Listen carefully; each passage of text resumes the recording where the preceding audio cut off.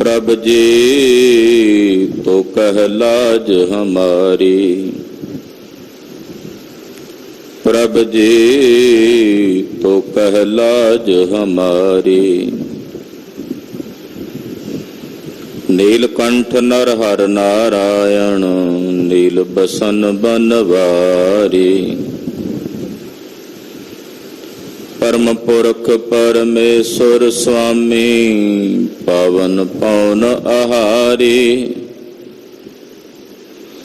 माधव महाज्योत मद मर्दन मान मुकुंद मुरारी। निर्विकार निर्जर निंद्रा बिन निर्भिख नरक निवारी। कृपा सिंध काल त्रयदर्शी कुकरित पर नासनकारी। तनरुपान त्रितमान तरा तारयान विकार असतारी। हो मत मंद चरण शरणागत कर गहले हो उबारी। हम अवगुण भरे एक गुण नाही अमृत छाड़ बिख बिख खाई। माया मोह परम पै भूले सुत दारा स्यों प्रीत लगाई। उत्तम पंथ सुन्यो गुर संगत तेह मिलंत जम त्रास मिटाई। एक अरदास पाठ कीरत की गुर रामदास राखो। सुकहो टल गुर सेविया अहनस सहज सुभाए। दर्शन परसय गुरु क जन्म मरण दुख होवै सिफत खसंबंधी। नूर अर सोह पुर सोह चटिया खुद डिठे सचे पातशाह। मल जन्म जन्म दी कटिया। सजन सच्चा पातशाह हो सिर साहाद साहो। जिस पास बैठया सोहिया सबना दा वेसा। सतनाम श्री वाहेगुरु साहेब जी। बिहागड़ा महला पंजवा शांत कर पहला। एक ओंकार सत गुर प्रसाद। हर का एक अचंपो देखिया मेरे लाल जियो। जो करे सो धर्म न्याय राम। हर रंग अखाड़ा पायो न मेरे लाल जियो। आवन जान सबाए राम। हर का एक अचंपो देखिया मेरे लाल जियो। जो करे सो धर्म न्याय राम। हर रंग अखाड़ा पायो न मेरे लाल जियो। आवन जान सबाए राम। आवन ता जाना तिन्ह किया जिन मेदन सिर जिया। ਇਕ ਨਾ ਮੇਲ ਸਤਿਗੁਰ ਮਹਿਲ ਬੁਲਾਏ, ਇਕ ਭਰਮ ਭੂਲੇ ਫਿਰਦਿਆ। ਅੰਤ ਤੇਰਾ ਤੂ ਹੈ ਜਾਨ ਹੈ, ਤੂ ਸਭ ਮਹਿ ਰਹਿਆ ਸਮਾਏ। ਸੱਚ ਕਹਿ ਨਾਨਕ ਸੁਨਹੁ ਸੰਤ ਹੋ, ਹਰ ਵਰਤੈ ਧਰਮ ਨਿਆਏ। ਆਵੋ ਮਿਲਹੁ ਸਹੇਲੇ ਹੋ, ਮੇਰੇ ਲਾਲ ਜੀਓ। ਹਰ ਹਰ ਨਾਮ ਅਰਾਧੇ ਰਾਮ, ਕਰ ਸੇਵਹੁ ਪੂਰਾ ਸਤਿਗੁਰੂ ਮੇਰੇ ਲਾਲ ਜੀਓ। ਜਮ ਕਾ ਮਾਰਗ ਸਾਧੇ ਰਾਮ, ਮਾਰਗ ਬਿਖੜਾ ਸਾਧ ਗੁਰਮੁਖ। ਹਰ ਦਰਗਹ ਸੋਭਾ ਪਾਈਐ, ਜਿਨ ਕੋ ਵਿਧਾਤਾ ਤੁਰ ਹੋ ਲਿਖਿਆ। ਤਿਨਾ ਰੈਣ ਦਿਨ ਲਿਵ ਲਾਈਐ, ਹਉ ਮੈਂ ਮਮਤਾ ਮੋਹ ਛੂਟਾ। ਜਾ ਸੰਗ ਮਿਲਿਆ ਸਾਧੇ, ਜਨ ਕਹਿ ਨਾਨਕ ਮੁਕਤ ਹੋਆ।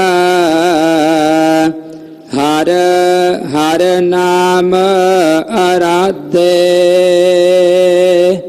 ਕਰ ਜੋੜ ਹੋ ਸੰਤ ਇਕੱਤਰ ਹੋਏ ਮੇਰੇ ਲਾਲ ਜੀਓ। ਅਬਿਨਾਸੀ ਪੁਰਖ ਪੂਜੇ ਰਾਮ,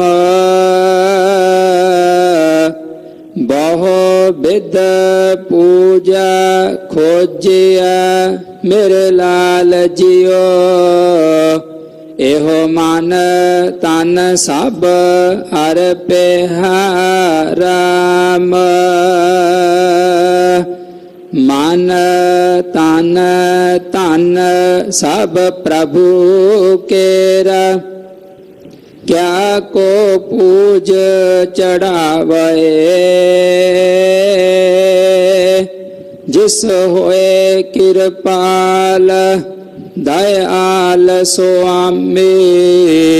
ਸੋ ਪ੍ਰਭ ਅੰਕ ਸਮਾਵਏ, ਭਾਗ ਮਸਤਕ ਹੋਏ ਜਿਸ ਕੈ ਤਿਸ ਗੁਰ ਨਾਲ ਸਨੇਹਾ।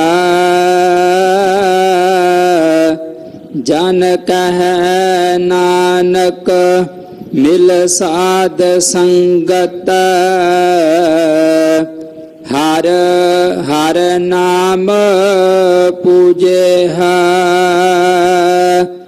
ਦਹਦ ਸਖੋਜਤ ਹਮ ਫਿਰੇ ਮੇਰੇ ਲਾਲ ਜੀਓ। ਹਰ ਪਾਏ ਅੜਾ ਘਰ ਆਏ ਰਾਮ। ਹਰ ਮੰਦਰ ਹਰ ਜਿਉ ਸਾਜਿਆ ਮੇਰੇ ਲਾਲ ਜਿਉ।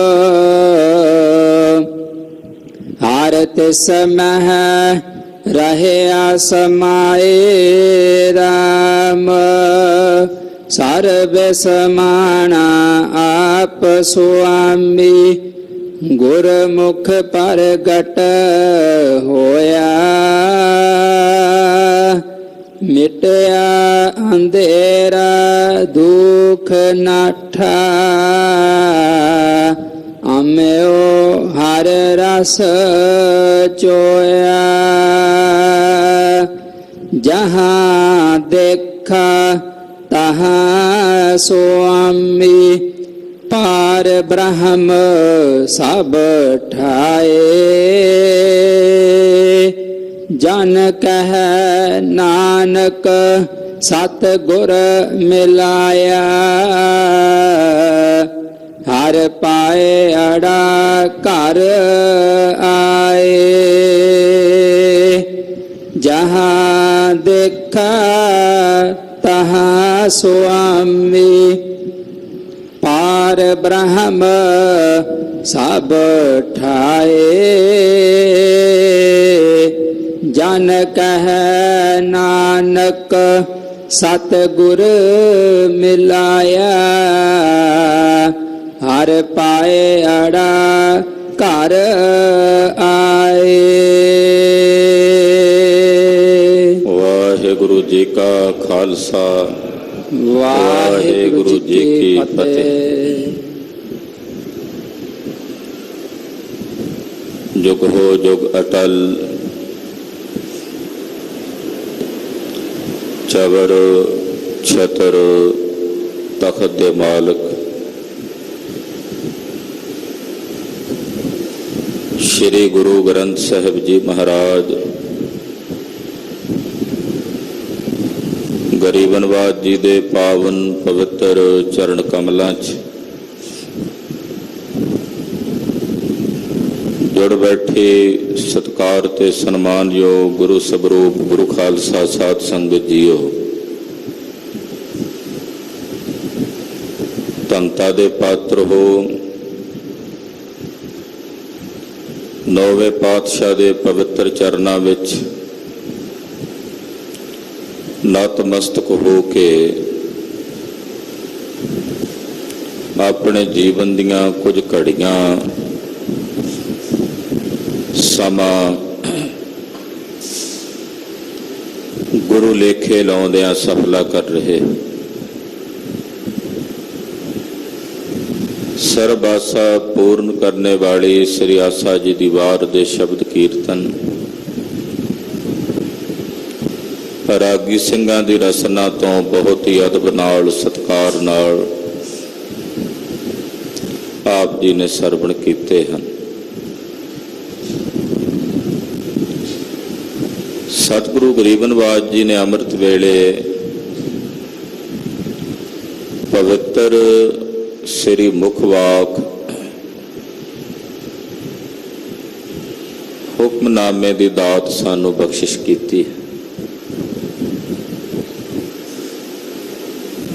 गुरबाणी का एक एक अखर महावाक है।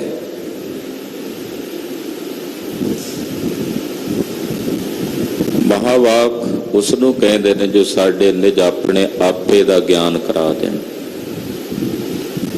जो वास्तविकता है, जो सच है, वो साडियां अखां दे सामने इस तरह होवे जिवें हथ की तली ते धरिया होया औला सामने दिसदा, या हथ की तली ते धरिया कोई फल, कोई बेरी, कोई बेर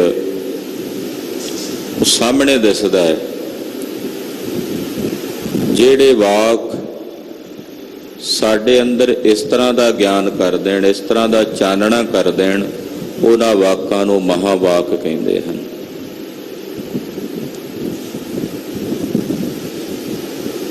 कई महापुरुषों ने महावाकां तो इलावा कुछ वाक अवांतर वाक भी कहे हैं। अवांतर वाक जेड़े किसी दूसरे दे सच नूं बयान करते हैं। महावाक जो तुहाडे अंदर अपने आपे दा ज्ञान उजागर करन। तो गुरबाणी महावाक स्वरूप है। सतगुरु जी फरमान कर रहे ने, आओ कुछ समय लिए अपनियां सुरतियां बिरतियां एकागर करिए, सतगुरां दे शब्द का ध्यान अपने हिरदियां च वसाउंदिआं आप दे जीवन ते रसना दे कल्याण निमित्त आखो जी सतनाम श्री वाहेगुरु साहिब जी। सतनाम श्री वाहेगुरु साहिब जी। ਬਿਹਾਗੜਾ ਮਹਲਾ ਪੰਜਵਾ। ਸ਼ਾਂਤ ਘਰ ਪਹਿਲਾ ਇੱਕ ਓੰਕਾਰ ਸਤਿਗੁਰ ਪ੍ਰਸਾਦ। ਬਿਹਾਗੜਾ ਰਾਗ ਹੈ। ਪੰਚਮ ਪਾਤਸ਼ਾਹ ਧੰਨ ਗੁਰੂ ਅਰਜਨ ਦੇਵ ਸਾਹਿਬ ਜੀ ਦਾ ਉਚਾਰਨ ਕੀਤਾ ਹੋਇਆ ਸ੍ਰੀ ਮੁਖ ਵਾਕ ਸ਼ਬਦ। ਰਾਗ ਬਿਹਾਗੜੇ ਦੇ ਛੰਤ ਨੇ। ਪਹਿਲੇ ਘਰ ਸੁਰਤਾਲ ਵਿੱਚ ਇਹਨਾਂ ਛੰਤਾਂ ਨੂੰ ਗਾਉਣ ਦਾ ਹੁਕਮ ਹੈ। ਮੰਗਲ ਕਰਦੇ ਨੇ ਵਾਹਿਗੁਰੂ ਇੱਕ ਹੈ, ਅਦੁੱਤੀ ਹੈ। ਉਸੇ ਇੱਕ ਨੇ ਸਾਰਾ ਕੁਝ ਪਸਾਰਿਆ, ਇਸ ਕਰਕੇ ਉਹ ਓੰਕਾਰ, ਉਹ ਵਿਆਪਕ ਹੈ। ਕਰਕੇ ਫਿਰ ਵਿੱਚ ਵਸਦਾ ਹੈ। ਕੁਦਰਤ ਕਰਕੇ ਵਸਿਆ ਸੋਏ।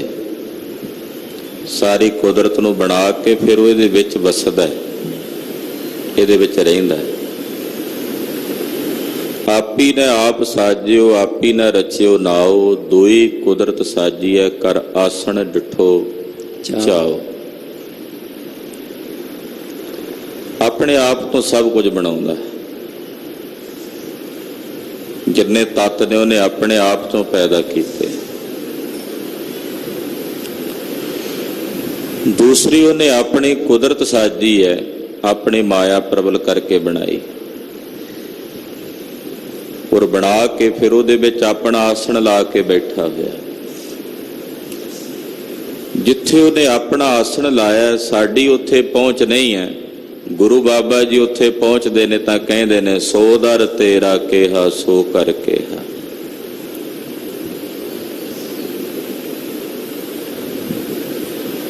ਇਸ ਕਰਕੇ ਓੰਕਾਰ ਵਿਆਪਕ ਔਰ ਸਰਬ ਦਾ ਪ੍ਰਕਾਸ਼ਕ।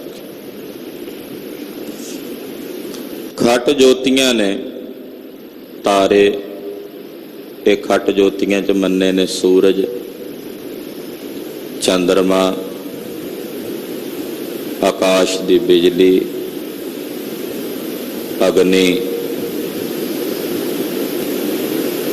ਇਸੇ ਤਰ੍ਹਾਂ ਮਨੁੱਖ ਦੀ ਜਿਹੜੀ ਬੁੱਧੀ ਹੈ, ਇਹ ਵੀ ਖਟ ਜੋਤੀਆਂ ਚੋਂ ਇੱਕ ਮੰਨੀ। ਬਹੁਤ ਸਾਰੇ ਸਾਧੂ ਆ ਜਿਹੜਾ ਟਟੈਣਾ ਚਮਕਦਾ, ਇਹਨੂੰ ਵੀ ਜੋਤੀਆਂ 'ਚ ਹੀ ਮੰਨਦੇ ਆ। ਪਰ ਇਹ ਖਟ ਦੀਆਂ ਖਟ ਜੋਤੀਆਂ ਆਪ ਨਹੀਂ ਪ੍ਰਕਾਸ਼ ਦੀਆਂ। ਸੂਰਜ ਦਾ ਪ੍ਰਕਾਸ਼ ਆਪਣਾ ਨਹੀਂ ਹੈ, ਚੰਦਰਮਾ ਦਾ ਪ੍ਰਕਾਸ਼ ਆਪਣਾ ਨਹੀਂ ਹੈ। ਇਹਨਾਂ ਨੂੰ ਜੋ ਪ੍ਰਕਾਸ਼ਣੇ ਵਾਲਾ ਹੈ, ਉਹ ਓੰਕਾਰ ਅਕਾਲ ਪੁਰਖ ਪਰਮੇਸ਼ਰ ਹੈ। ਸਤਿਗੁਰਾਂ ਦੀ ਕਿਰਪਾ ਦੁਆਰਾ ਤਿਸ ਪਰਮੇਸ਼ਰ ਦੇ ਸਰੂਪ ਦੀ ਪ੍ਰਾਪਤੀ ਹੁੰਦੀ ਹੈ। ਹਰ ਕਾ ਏਕ ਅਚੰਭਉ ਦੇਖਿਆ, ਮੇਰੇ ਲਾਲ ਜਿਉ ਜੋ ਕਰੇ ਸੋ ਧਰਮ ਨਿਆਏ ਰਾਮ।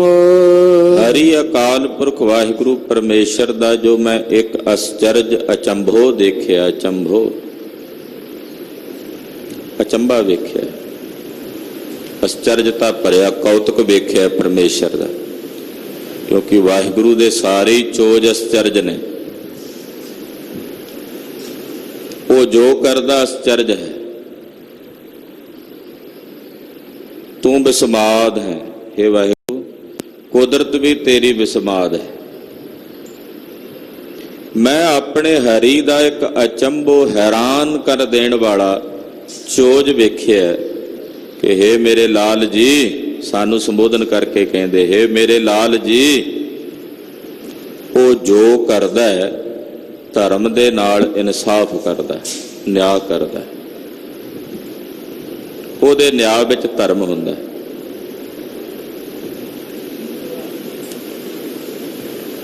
ਧਰਮ ਕੀ ਹੈ? ਜਦੋਂ ਇੱਥੇ ਧਰਮ ਨਿਆਂ ਦੀ ਗੱਲ ਆ ਰਹੀ ਹੈ, ਇਹਦਾ ਮਤਲਬ ਉਹ ਧਰਮ ਜਿਹੜਾ ਸਾਰੀ ਮਨੁੱਖਤਾ ਦਾ ਸਾਂਝਾ ਹੋਵੇ।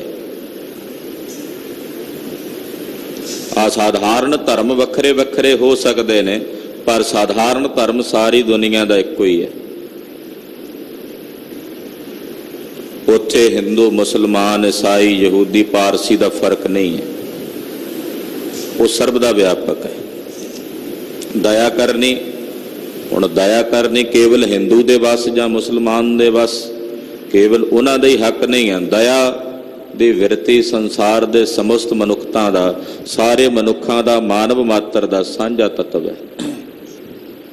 ਔਰ ਉਹ ਦਇਆ ਤੇ ਜਾਨਵਰਾਂ ਵਿੱਚ ਵੀ ਹੁੰਦੀ ਹੈ, ਪਸ਼ੂਆਂ ਵਿੱਚ ਵੀ ਹੁੰਦੀ ਹੈ। ਅਕਸਰ ਵੇਖਿਆ ਕਿ ਇੱਕ ਜਾਨਵਰ ਦੂਸਰੇ ਜਾਨਵਰ ਤੇ ਦਇਆ ਕਰਦਾ ਨਜ਼ਰ ਆਉਂਦਾ, ਤੇ ਜੇ ਜਾਨਵਰਾਂ ਵਿੱਚ ਵੀ ਦਇਆ ਹੈ, ਇਹਦਾ ਮਤਲਬ ਉਹਨਾਂ ਜਾਨਵਰਾਂ ਦਾ ਤਾਂ ਕੋਈ ਮਜ਼ਹਬ ਨਹੀਂ ਨਾ ਹੈ, ਯਾਨੀ ਕਿ ਉਹ ਕੁਦਰਤੀ ਗੁਣ ਹੈ ਜੋ ਸਾਰਿਆਂ ਵਿੱਚ ਵਿਆਪਕ ਹੈ। ਉਹਦੇ ਤੇ ਕਿਸੇ ਧਰਮ ਦਾ ਕਬਜ਼ਾ ਨਹੀਂ, ਅਸਾਧਾਰਨ ਧਰਮ ਦਾ ਕਬਜ਼ਾ ਨਹੀਂ। ਦਇਆ ਆਪਣੇ ਆਪ ਵਿੱਚ ਹੀ ਇੱਕ ਧਰਮ ਹੈ। ਇਨਸਾਫ ਕਰਨਾ ਇਹ ਆਪਣੇ ਆਪ ਵਿੱਚ ਹੀ ਇੱਕ ਧਰਮ ਹੈ। ਜਦੋਂ ਇਨਸਾਫ ਕਰਨ ਦਾ ਧਰਮ ਹੁੰਦਾ ਹੈ ਤਾਂ ਉਸ ਵੇਲੇ ਅਸਾਧਾਰਨ ਧਰਮ ਨਹੀਂ ਵੇਖੇ ਜਾਂਦੇ ਕਿ ਇਹ ਸਾਹਮਣੇ ਖਲੋਤਾ ਹਿੰਦੂ ਹੈ, ਮੁਸਲਮਾਨ ਹੈ, ਕਿ ਇਹਦੇ ਲਈ ਮੇਰੇ ਕੋਲ ਹੋਰ ਸਜ਼ਾ, ਮੁਸਲਮਾਨ ਲਈ ਹੋਰ ਹੈ, ਅਮਕੇ ਲਈ ਹੋਰ ਹੈ, ਫਲਾਣੇ ਲਈ ਹੋਰ ਹੈ। ਕੁਝ ਸਜ਼ਾਵਾਂ ਸਾਡੇ ਦੇਸ਼ ਦੇ ਵਿੱਚ ਐਸੀਆਂ ਨੇ ਜਿਹੜੀਆਂ ਖਾਸ ਕਰਕੇ ਕੁਝ ਕੁ ਵਰਗ ਦੇ ਲੋਕਾਂ ਦੇ ਜਾਂ ਕੁਝ ਕੁ ਧਰਮ ਨਾਲ ਸੰਬੰਧਿਤ ਲੋਕਾਂ ਲਈ ਮੁਕਰਰ ਕੀਤੀਆਂ ਗਈਆਂ ਨੇ, ਉਹ ਸਾਰਿਆਂ ਲਈ ਨਹੀਂ ਹਨ। ਇਹ ਬੇਇਨਸਾਫੀ ਹੁੰਦੀ ਹੈ। ਕੁਝ ਧਾਰਾਵਾਂ ਜਿਹੜੀਆਂ ਨੇ ਉਹ ਕੇਵਲ ਕੁਝ ਕੁ ਮਨੁੱਖਾਂ ਲਈ ਹੀ ਸੀਮਿਤ ਨੇ, ਕੁਝ ਕੁ ਧਰਮਾਂ ਲਈ। ਫਿਰ ਸੂਬਿਆਂ ਦੇ ਕਾਨੂੰਨਾਂ ਦੇ ਵਿੱਚ ਬਦਲਾਅ ਹੈ, ਫਰਕ ਹੈ। ਪਰ ਮੇਰੇ ਮਾਲਕ ਦੇ ਘਰ ਦਾ ਜਿਹੜਾ ਅਚੰਭੋ ਹੈ, ਹੈਰਾਨੀ ਕੁਨ ਇੱਕ ਅਚੰਭੋ ਅਚਰਜ ਹੈ, ਉਹਦਾ ਇਨਸਾਫ ਸਾਰਿਆਂ ਲਈ ਇੱਕੋ ਹੈ, ਪੂਰੇ ਵਿਸ਼ਵ ਲਈ, ਪੂਰੇ ਬ੍ਰਹਮੰਡ ਲਈ। ਜੋ ਕਰੇਗਾ ਭਰੇਗਾ। ਉਹ ਆਪਣੇ ਇਨਸਾਫ ਦੇ ਵਿੱਚ ਗੜਬੜਾਹਟ ਨਹੀਂ ਰੱਖਦਾ। ਉਹਦੀ ਤੱਕੜੀ ਜਿਹੜੀ ਹੈ ਨਾ, ਉਹ ਅੰਨਾ ਬਣ ਕੇ ਨਹੀਂ ਤੋਲਦਾ ਵੀ ਕਿੱਧਰ ਛਾਬਾ ਵੱਖਰਾ ਜਾ ਰਿਹਾ ਤੇ ਕਿੱਧਰ ਵੱਖਰਾ ਜਾ ਰਿਹਾ ਹੈ। ਉਹ ਸੰਸਾਰ ਦੇ ਸਮਸਤ ਪ੍ਰਾਣੀ ਮਾਤਰਾਂ ਨੂੰ ਵੇਖ ਕੇ ਜੋ ਜੋ ਜਿਸ ਜਿਸ ਦੇ ਕਰਮ ਨੇ ਉਹਦਾ ਫਲ ਉਹਨਾਂ ਨੂੰ ਦੇ ਰਿਹਾ ਹੈ। ਕਿੱਡਾ ਵੱਡਾ ਚੰਬਾ, ਐਸਾ ਵੱਡਾ ਅਚਰਜ ਹੈ ਕਿ ਮੇਰੇ ਸੁਆਮੀ ਦੇ ਦਰ ਦਾ ਉਹ ਜੋ ਕਰਦਾ ਹੈ ਉਹ ਧਰਮ ਦੇ ਨਾਲ ਨਿਆਂ ਕਰਦਾ ਹੈ। ਹਰ ਰੰਗ ਅਖਾੜਾ ਪਾਇਓਨ ਮੇਰੇ ਲਾਲ ਜਿਓ ਆਵਣ ਜਾਣ ਸਭਾਏ ਰਾਮ। ਹਰ ਇੱਕ ਰੰਗ ਦਾ ਅਖਾੜਾ ਵਾਹਿਗੁਰੂ ਨੇ ਸੰਸਾਰ ਦੇ ਵਿੱਚ ਰਚਿਆ, ਹਰ ਇੱਕ ਰੰਗ ਦਾ। ਇੱਥੇ ਬਹੁ ਰੰਗੀ ਦੁਨੀਆ ਹੈ, ਹਰ ਇੱਕ ਰੰਗ ਦਾ ਅਖਾੜਾ ਵਾਹਿਗੁਰੂ ਨੇ ਰਚਿਆ। ਮੇਰੇ ਲਾਲ ਜੀ, ਇਹ ਦੁਨੀਆ ਸਾਰੀ ਆਵਾ ਜਾਣ ਵਾਲੀ ਹੈ। ਆਵਣ ਜਾਣ ਸਭਾਏ ਰਾਮ, ਇਹ ਆ ਰਹੇ ਨੇ, ਜਾ ਰਹੇ ਨੇ। ਇਹੀ ਕੁਦਰਤ ਦਾ, ਪ੍ਰਕਿਰਤੀ ਦਾ ਇੱਕ ਨਿਯਮ ਚੱਲਦਾ ਆ ਰਿਹਾ ਹੈ, ਪਰਮੇਸ਼ਰ ਦਾ ਬਣਾਇਆ ਹੋਇਆ ਹੈ। ਆਵਣ ਤਾਂ ਜਾਣਾ ਤਿਨ ਹੈ ਕੀਆ, ਇਹ ਆਵਾ ਗੌਣ ਉਸ ਵਾਹਿਗੁਰੂ ਪਰਮੇਸ਼ਰ ਨੇ ਬਣਾਇਆ ਹੈ, ਜਿਨ ਮੇਦਨ ਸਿਰਜਿਆ। ਜਿਸ ਨੇ ਇਸ ਧਰਤੀ ਨੂੰ ਸਿਰਜਿਆ। ਮੇਦਨੀ ਧਰਤੀ ਨੂੰ ਕਹਿੰਦੇ ਹਨ। ਜਿਸ ਨੇ ਇਸ ਮੇਦਨੀ ਨੂੰ, ਧਰਤੀ ਨੂੰ ਸਿਰਜਿਆ, ਉਸੇ ਨੇ ਆਵਾ ਗੌਣ ਬਣਾਇਆ ਹੋਇਆ। ਜਿਨ ਉਪਾਈ ਮੇਦਨੀ ਸੋਈ ਕਰਦਾ ਸਾਰ। ਮੇਦਨੀ ਸ਼ਬਦ ਇਹ ਧਰਤੀ ਦਾ ਵਾਚਕ ਹੈ। ਧਰਤੀ ਦਾ ਨਾਮ ਹੈ ਮੇਦਨੀ, ਮਿੱਝ ਤੋਂ ਬਣੀ ਹੋਈ ਮੇਦਨੀ। ਕਲਗੀਧਰ ਜੀ ਨੇ ਦਸਮ ਬਾਣੀ ਵਿੱਚ ਇਹਦਾ ਜ਼ਿਕਰ ਕੀਤਾ ਹੈ। ਚਿਕਨ ਤਾਸ ਜਲ ਪਰ ਤਿਰ ਰਹੀ, ਮੇਧਾ ਨਾਮ ਤਹੀਂ ਤੇ ਕਹੀ। ਚਿਕਨ ਤਾਸ ਜਲ ਪਰ ਤਿਰ ਰਹੀ, ਮੇਧਾ ਨਾਮ ਤਹੀਂ ਤੇ ਕਹੀ। ਦੋ ਰਾਖਸ਼, ਦੋ ਦਾਨਵ, ਜਿਨ੍ਹਾਂ ਨੂੰ ਮਾਰਨ ਤੋਂ ਬਾਅਦ ਉਹਨਾਂ ਦੀ ਮਿੱਝ ਜਦੋਂ ਪਾਣੀ ਤੇ ਫੈਲੀ, ਚਿਕਨਤਾਈ ਉਸੇ ਤੋਂ ਮਿੱਝ ਤੋਂ ਮੇਦਨੀ ਬਣੀ ਹੈ, ਧਰਤੀ ਬਣੀ ਹੈ। ਇਹ ਪੁਰਾਣਕ ਨਾਮ ਹੈ ਧਰਤੀ ਦਾ, ਮੇਦਨੀ। ਜਿਸ ਨੇ ਇਸ ਮੇਦਨੀ ਨੂੰ ਸਿਰਜਿਆ ਹੈ ਉਹ ਅਕਾਲ ਪੁਰਖ ਹੈ, ਪਰਮੇਸ਼ਰ ਹੈ। ਉਸੇ ਨੇ ਆਵਾਗੌਣ ਬਣਾਇਆ ਹੋਇਆ, ਉਹਦੇ ਹੁਕਮ 'ਚ ਹੀ ਜੀਵ ਆ ਰਹੇ ਨੇ ਔਰ ਜਾ ਰਹੇ ਹਨ। ਇਕ ਨਾ ਮੇਲ ਸਤਿਗੁਰ ਮਹਿਲ ਭੁਲਾਏ, ਇਕ ਭਰਮ ਭੁਲੇ ਫਿਰਦਿਆ। ਇਕਨਾਂ ਨੂੰ ਮੇਰੇ ਸਾਹਿਬ ਜੀ ਆਪਣੇ ਨਾਲ ਮੇਲਦੇ ਹਨ। ਸਤਿਗੁਰੂ ਜੀ ਆਪਣੇ ਨਾਲ ਮੇਲ ਕੇ ਆਪਣੇ ਨਿਜ ਮਹਿਲ ਵਿੱਚ, ਆਪਣੇ ਨਿਜ ਸਰੂਪ 'ਚ ਬੁਲਾ ਲੈਂਦੇ ਹਨ। ਇਕਨਾਂ ਤੇ ਗੁਰੂ ਸਾਹਿਬ ਨੇ ਤਰਸ ਕੀਤਾ, ਆਪਣੀ ਹਜ਼ੂਰੀ 'ਚ ਆਪਣੇ ਮਹਿਲ 'ਚ ਸੱਦ ਲਿਆ, ਤੇ ਇਕਨਾਂ ਨੂੰ ਉਹਨਾਂ ਦੇ ਕੀਤੇ ਕਰਮਾਂ ਮੁਤਾਬਕ ਭਰਮਾਂ ਵਿੱਚ ਭੁਲਾਇਆ ਹੋਇਆ ਵੀ ਭੁੱਲੇ ਫਿਰੋ, ਭਰਮਾਂ 'ਚ ਭਟਕਦੇ ਫਿਰੋ। ਇਕਨਾਂ ਤੇ ਤਰਸ ਹੋਇਆ, ਇਕਨਾਂ ਤੇ ਦਇਆ ਹੋਈ, ਉਹਨਾਂ ਨੂੰ ਆਪਣੇ ਮਹਿਲ ਬੁਲਾ ਲਿਆ, ਤੇ ਇਕਨਾਂ ਨੂੰ ਉਹਨਾਂ ਦੇ ਹੀ ਕੀਤੇ ਕਰਮਾਂ ਮੁਤਾਬਕ ਭਰਮਾਂ ਵਿੱਚ, ਭੁਲੇਖਿਆਂ ਵਿੱਚ ਪਾਇਆ ਹੋਇਆ, ਔਰ ਉਹਨਾਂ ਦੀ ਭਰਮਣ ਘੇਰੀ ਬਣੀ ਹੋਈ ਹੈ। ਉਹ ਭੁਲੇਖਿਆਂ 'ਚ ਹੀ ਪਏ ਭਰਮਦੇ ਤੇ ਭਟਕਦੇ ਹਨ। ਅੰਤ ਤੇਰਾ ਤੂੰ ਹੈ ਜਾਣ ਹੈ, ਤੂੰ ਸਭ ਮਹਿ ਰਹਿਆ ਸਮਾਏ। ਇਹ ਮੇਰੇ ਸੁਆਮੀ ਤੇਰਾ ਅੰਤ ਤੂੰ ਜਾਣਦਾ ਹੈ, ਤੇਰਾ ਅੰਤ ਤੂੰ ਜਾਣਦਾ, ਅਸੀਂ ਨਹੀਂ ਜਾਣ ਸਕਦੇ। ਅੰਤ ਤੇਰਾ ਤੂੰ ਹੈ ਜਾਣ ਹੈ। ਸਾਡੇ ਕੋਲੋਂ ਤਾਂ ਤੇਰੀ ਇੱਕ ਬਣਾਈ ਹੋਈ ਛੋਟੀ ਜਿਹੀ ਸ਼ੈ ਦਾ ਅੰਤ ਨਹੀਂ ਪੈਂਦਾ। ਕਦੇ ਸੁਗੰਧੀ ਵਾਲੇ ਗੁਲਾਬ ਦੇ ਫੁੱਲ ਨੂੰ ਹੀ ਤੋੜ ਕੇ ਵੇਖੋ, ਉਹਦਾ ਅੰਤ ਪਾਣ ਲੱਗੋ। ਸੋਚੋ ਦਿਮਾਗ ਦੇ ਘੋੜੇ ਦੌੜਾ ਕੇ ਵੀ ਇਹਦੇ 'ਚ ਖੁਸ਼ਬੂ ਕਿੱਥੋਂ ਆ ਗਈ,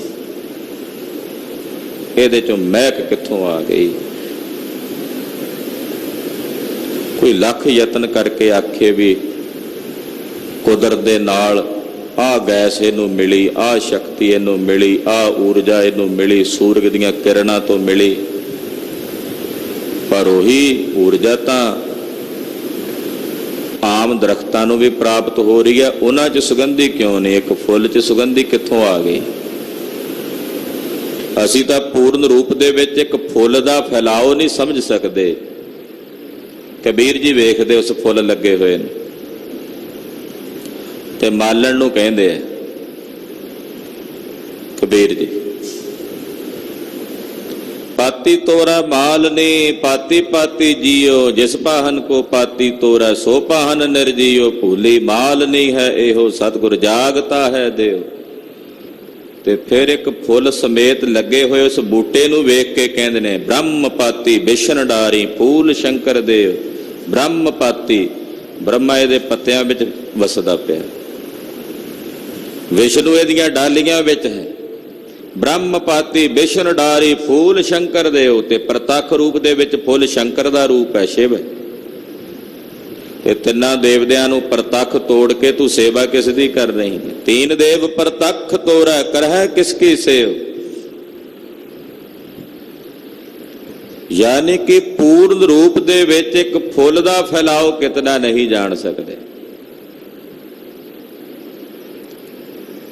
ਤੇ ਫਿਰ ਜਿਸ ਵਾਹਿਗੁਰੂ ਪਰਮੇਸ਼ਰ ਨੇ ਸਾਰੀ ਸ੍ਰਿਸ਼ਟੀ ਰਚੀ ਹੈ, ਇਹੋ ਜਿਹੀ ਪਤਾ ਨਹੀਂ ਕਿੰਨੀ ਕੁ ਬਨਸਪਤੀ ਰਚੀ ਹੈ, ਕਿੰਨੇ ਕੁ ਜੀਵ ਜੰਤ ਬਣਾਏ ਨੇ, ਉਹਦਾ ਅੰਤ ਪਾਣਾ ਤਾਂ ਕਿਤੇ ਰਿਹਾ। ਇਸ ਕਰਕੇ ਕਹਿੰਦੇ, ਹੇ ਪ੍ਰਭੂ, ਅੰਤ ਤੇਰਾ ਤੂੰ ਹੈ ਜਾਣ ਹੈ, ਤੇਰਾ ਅੰਤ ਤੂੰ ਹੀ ਜਾਣਦਾ ਹੈ। ਤੂੰ ਸਭ ਮੈਂ ਰਿਹਾ ਸਮਾਏ, ਤੂੰ ਸਾਰਿਆਂ ਵਿੱਚ ਸਮਾਇਆ ਹੋਇਆ, ਜ਼ਰਰੇ ਜ਼ਰਰੇ ਵਿੱਚ ਤੂੰ ਹੀ ਵਸਦਾ ਹੈ। ਕਣ ਕਣ ਵਿੱਚ ਹੈ ਵਾਹਿਗੁਰੂ ਤੇਰਾ ਹੀ ਵਾਸਾ ਹੈ। ਹਰ ਸ਼ੈ ਵਿੱਚ ਤੂੰ ਵਸਦਾ ਹੈ, ਹਰ ਕਣ ਵਿੱਚ ਤੂੰ ਵਸਦਾ, ਹਰ ਜ਼ਰਰੇ ਵਿੱਚ ਤੇਰੀ ਹੀ ਜੋਤ ਹੈ। ਹਾਂਜੀ, ਸੱਚ ਕਹਿ ਨਾਨਕ ਸੁਨਹੁ ਸੰਤਹੁ, ਹਰ ਵਰਤੈ ਧਰਮ ਨਿਆਏ। ਸੱਚ ਕਹਿੰਦੇ ਨੇ ਗੁਰੂ ਅਰਜਨ ਦੇਵ ਸਾਹਿਬ ਪੰਜਵੇਂ ਪਾਤਸ਼ਾਹ ਫਰਮਾਉਂਦੇ ਨੇ, ਹੇ ਸੰਤ ਜਨੋ ਸੁਣੋ, ਵਾਹਿਗੁਰੂ ਦੇ ਘਰ ਦਾ ਨਿਆਂ ਕਦੇ ਬੇਇਨਸਾਫੀ ਵਾਲਾ ਨਹੀਂ ਹੁੰਦਾ। ਦੁਨੀਆ ਵਿੱਚ ਬੇਇਨਸਾਫੀਆਂ ਹੋ ਸਕਦੀਆਂ ਨੇ, ਵੱਡੇ ਵੱਡੇ ਨਿਆਇਆਧੀਸ਼ ਬੇਇਨਸਾਫੀ ਕਰ ਸਕਦੇ ਨੇ, ਕਿਉਂਕਿ ਉਹਨਾਂ ਨੇ ਤਾਂ ਕੇਵਲ ਤੱਥ ਵੇਖਣੇ ਨੇ। ਕਈ ਵਾਰ ਝੂਠੇ ਗਵਾਹਾਂ ਤੇ ਝੂਠੇ ਸਬੂਤਾਂ ਦੇ ਆਧਾਰ ਤੇ ਸੱਚਾ ਬੰਦਾ ਟੰਗਿਆ ਜਾਂਦਾ ਤੇ ਝੂਠਾ ਬਰੀ ਹੋ ਜਾਂਦਾ, ਕਿਉਂਕਿ ਉਹਨਾਂ ਦੀਆਂ ਅੱਖਾਂ ਅੱਗੇ ਸਾਹਮਣੇ ਸਭ ਕੁਝ ਨਹੀਂ ਹੈ, ਗੜਬੜਾਹਟ ਹੋ ਜਾਂਦੀ ਹੈ। ਪਰ ਨਿਰੰਕਾਰ ਵਾਹਿਗੁਰੂ ਪਰਮੇਸ਼ਰ ਦੇ ਘਰ ਦਾ ਜਿਹੜਾ ਨਿਆਂ ਹੈ ਨਾ, 7% ਬਿਲਕੁਲ ਸਹੀ, ਉਹਦੇ 'ਚ ਕਦੇ ਬੇਇਨਸਾਫੀ ਨਹੀਂ ਹੁੰਦੀ। ਤਦੇ ਉਹਦੀ ਅਦਾਲਤ ਤੋਂ ਪਰੇ ਕੋਈ ਅਦਾਲਤ ਨਹੀਂ ਹੈ। ਦੁਨੀਆ ਦੀਆਂ ਅਦਾਲਤਾਂ ਤੋਂ ਅੱਗੇ ਅਦਾਲਤਾਂ ਚੱਲਦੀਆਂ ਨੇ। ਹੋ ਸਕਦਾ ਥੱਲੇ ਫੈਸਲਾ ਠੀਕ ਨਹੀਂ ਹੋਇਆ, ਹੋਰ ਅੱਗੇ ਵੇਖੋ, ਹੋ ਸਕਦਾ ਉੱਥੇ ਵੀ ਜੇ ਹੋਰ ਅੱਗੇ ਚਲੋ। ਪਰ ਨਿਰੰਕਾਰ ਦੀ ਅਦਾਲਤ ਤੋਂ ਪਰੇ ਕੋਈ ਅਦਾਲਤ ਨਹੀਂ ਹੈ। ਉਹ ਐਸੀ ਅਦਾਲਤ ਹੈ ਜਿੱਥੇ ਸੁਪਰੀਮ ਕੋਰਟ ਦੇ ਜੱਜ ਵੀ ਆਪਣੇ ਇਨਸਾਫ ਵਾਸਤੇ ਹੱਥ ਜੋੜ ਕੇ ਖੜੇ ਨੇ। ਹੇ ਵਾਹਿਗੁਰੂ, ਤੂੰ ਜੋ ਕਰਦਾ ਹੈ ਧਰਮ ਦੇ ਨਾਲ ਇਨਸਾਫ ਕਰਦਾ, ਨਿਆਂ ਕਰਦਾ। ਤੇਰੇ ਦਰ ਤੇ ਕਦੇ ਵੀ ਬੇਇਨਸਾਫੀ ਨਹੀਂ ਹੁੰਦੀ, ਬੇਨਿਆਈ ਨਹੀਂ ਹੁੰਦੀ। ਜੋ ਜਿਸ ਜੀਵ ਦੇ ਕਰਮ ਨੇ, ਉਸ ਦੇ ਕੀਤੇ ਕਰਮਾਂ ਦੇ ਮੁਤਾਬਕ ਉਸ ਨੂੰ ਲੇਖਾ ਜੋਖਾ ਦੇਣਾ ਪੈਂਦਾ। ਪਰ ਹੇ ਵਾਹਿਗੁਰੂ, ਦੁਨੀਆ ਦੀਆਂ ਅਦਾਲਤਾਂ ਵਿੱਚ ਰਹਿਮ ਨਹੀਂ ਹੈ, ਪਰ ਤੇਰੀ ਅਦਾਲਤ ਵਿੱਚ ਰਹਿਮ ਵੀ ਹੈ, ਦਇਆ ਵੀ ਹੈ, ਤਰਸ ਵੀ ਹੈ। ਕੋਈ ਗੁਨਾਹਗਾਰ ਹੋ ਕੇ ਤੇਰੇ ਅੱਗੇ ਪਨਾਹ ਵਿੱਚ ਪੈ ਜਾਵੇ, ਮਹਾਰਾਜ ਬਖਸ਼ ਲੋ, ਹੋ ਗਈ ਹੈ ਗਲਤੀ, ਅੱਗੇ ਤੋਂ ਮੈਂ ਸੁਚੇਤ ਰਹਾ, ਤਾਂ ਤੇਰੇ ਘਰ ਵਿੱਚ ਤਰਸ ਹੈ, ਦਇਆ ਹੈ, ਉਹਨੂੰ ਆਪਣੇ ਨਿਜ ਮਹਿਲ 'ਚ ਬੁਲਾ ਲੈਣਾ। ਤੂੰ ਬੜਾ ਕਰੁਣਾਲੂ ਹੈ, ਦਿਆਲੂ ਹੈ। ਮੇਰੇ ਮਾਲਕ ਦੇ ਘਰ ਦਾ ਜਿਹੜਾ ਇਨਸਾਫ ਹੈ, ਸੁਆਮੀ ਦੇ ਘਰ ਦਾ ਜਿਹੜਾ ਇਨਸਾਫ ਹੈ, ਉਹ ਬਿਲਕੁਲ ਸੱਚ ਹੈ। ਆਵੋ ਮਿਲੋ ਸਹੇਲੀ ਹੋ ਮੇਰੇ ਲਾਲ ਜੀਓ, ਹਰ ਹਰ ਨਾਮ ਆਰਾਧੇ ਰਾਮ। ਏ ਮੇਰੀਓ ਸਹੇਲੀਓ, ਆਓ ਮਿਲੋ, ਯਾਨੀ ਕਿ ਹੈ ਮੇਰੇ ਮਿੱਤਰੋ, ਸਤ ਸੰਗੀਓ, ਮੈਨੂੰ ਮਿਲੋ। ਤੇ ਹੈ ਮੇਰੇ ਲਾਲ ਜੀਓ, ਮੈਂ ਤੁਹਾਡੇ ਨਾਲ ਮਿਲ ਕੇ ਹਰੀ ਦੇ ਨਾਮ ਦੀ ਆਰਾਧਨਾ ਕਰਾਂ। ਹਰ ਹਰ ਨਾਮ ਆਰਾਧੇ ਰਾਮ, ਆਵੋ ਮਿਲੋ ਸਹੇਲੀਓ ਮੇਰੇ ਲਾਲ ਜੀਓ। ਇਹ ਸਤ ਸੰਗੀਓ, ਆਓ ਮਿਲੀਏ, ਇਕੱਠੇ ਹੋ ਕੇ ਬੈਠੀਏ ਤੇ ਆਪਾਂ ਮਿਲ ਕੇ ਹਰੀ ਵਾਹਿਗੁਰੂ ਪਰਮੇਸ਼ਰ ਦੇ ਨਾਮ ਦੀ ਆਰਾਧਨਾ ਕਰੀਏ। ਮਿਲ ਕੇ ਕਰਹਿ ਕਹਾਣੀਆਂ ਸਮਰੱਥ ਕੰਤ ਕੀਆ, ਆਵੋ ਮਿਲੋ ਸਹੇਲੀਓ ਅੰਕ ਸਹੇਲੜੀਆ, ਮਿਲ ਕੇ ਕਰਹਿ ਕਹਾਣੀਆਂ ਸਮਰੱਥ ਕੰਤ ਕੀਆ। ਆਓ ਸਤ ਸੰਗਿਓ, ਮਿਲੀਏ ਇਕੱਠੇ ਹੋ ਕੇ, ਬੈਠੀਏ ਸਫਾ ਵਿਛਾ ਕੇ, ਔਰ ਨਿਰੰਕਾਰ ਅਕਾਲ ਪੁਰਖ ਪਰਮੇਸ਼ਰ ਦੇ ਗੁਣਾਂ ਨੂੰ ਗਾਈਏ। ਕਰ ਸੇਵਹੁ ਪੂਰਾ ਸਤਿਗੁਰੂ ਮੇਰੇ ਲਾਲ ਜੀਓ, ਜਮ ਕਾ ਮਾਰਗ ਸਾਧੇ ਰਾਮ। ਇਹ ਭਾਈ ਸੇਵੋ ਪੂਰੇ ਸਤਿਗੁਰਾਂ ਨੂੰ, ਪੂਰੇ ਸਤਿਗੁਰਾਂ ਦੀ ਆਰਾਧਨਾ ਕਰੋ। ਹੇ ਮੇਰੇ ਲਾਲ ਜੀਓ, ਆ ਜਿਹੜਾ ਜਮਾਂ ਦਾ ਰਾਹ ਹੈ, ਇਹ ਸਤਿਗੁਰਾਂ ਦੀ ਸੇਵਾ ਕਰਕੇ ਸਾਧਿਆ ਜਾਣਾ, ਵਰਨਾ ਜਮਾਂ ਦੇ ਇਸ ਰਸਤੇ ਤੋਂ ਲੰਘਣਾ ਬੜਾ ਔਖਾ ਜੇ। ਤੇ ਜਦੋਂ ਸਤਿਗੁਰਾਂ ਦੀ ਸੇਵਾ ਕਰੋਗੇ, ਫਿਰ ਇਹ ਜਮਾਂ ਦੇ ਰਸਤਿਓਂ ਨਹੀਂ ਜਾਣਾ ਪਵੇਗਾ, ਜਮ ਮਾਰਗ ਨਹੀਂ ਜਾਣਾ ਪਵੇਗਾ। ਮਾਰਗ ਬਿਖੜਾ ਸਾਧ ਗੁਰਮੁਖ, ਹਰ ਦਰਗਹਿ ਸੋਭਾ ਪਾਈਐ। ਗੁਰੂ ਦੇ ਮੁਖ ਦੁਆਰਾ ਉਪਦੇਸ਼ ਪ੍ਰਾਪਤ ਕਰਕੇ ਇਸ ਬਿਖੜੇ ਰਾਹ ਨੂੰ ਸਾਧੋ, ਇਸ ਔਕੜ ਘਾਟੀ ਨੂੰ, ਇਸ ਔਖੜ ਰਾਹ ਨੂੰ ਹੇ ਭਾਈ ਸਾਧੋ।